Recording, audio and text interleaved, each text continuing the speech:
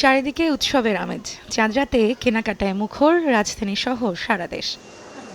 দিনভর বৈরী আবহাওয়ায় কেনাকাটায় ছন্দপতন ঘটলেও ইফতারের পর থেকেই বিপণী বিতানে বেড়েছে ক্রেতাদের ভিড়। উৎসবের পরিপূর্ণতা পেতে পাঞ্জাবির সঙ্গে মানানসই টুপি কিংবা শাড়ির সাথে ম্যাচিং চুড়ি গয়না কিনতে ছুটছেন সবাই। দেখতেছি একটা কানের দুল নিলাম 300-350 টাকা।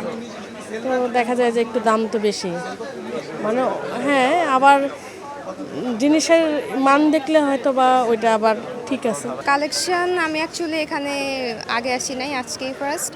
আর যমুনা থেকে কেনাকাটা করা হয়েছে, ভালোই দাম রিজনেবলের মধ্যে।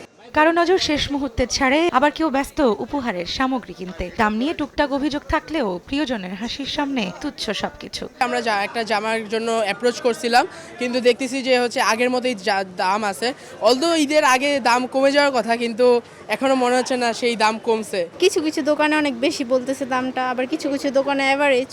তবে এবার আগে ভাগে ছুটি শুরু হওয়ায় এবার চাঁদ রাতে ক্রেতা কম বলছেন বিক্রেতারা। গত বছর এই টাইমে আমরা কিন্তু অনেক সেল হয়েছে বা কাস্টমার অনেক ছিল মার্কেটের মধ্যে, আর এবারে অনেক কম, তুলনামূলক অনেক কম। আজকে বৃষ্টির কারণে এমনিতে সকাল থেকে কাস্টমার কম, যেহেতু এখন বৃষ্টি একটু কমছে, এখন একটু কাস্টমার চাপ উঠতেছে, আশা করা যায় বেচাকেনা ভালো হবে।